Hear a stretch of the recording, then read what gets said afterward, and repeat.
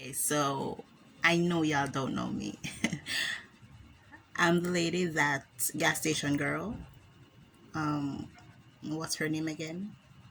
Oh yes, Brenda, described as Humpty Dumpty and Elephant. I'm never going to understand what Lincoln sees in this ghetto girl. I think he can do so much better. I'm so disappointed in him. And she needs to know when a man is out of her league, and Lincoln clearly is. I'm so happy he has finally come to his senses and has partially moved out of the apartment. Next order of business is to take him from her completely. Yes, yes, yes. I know a lot of you will have a lot of negative things to say, but I am saving Lincoln from this bottle.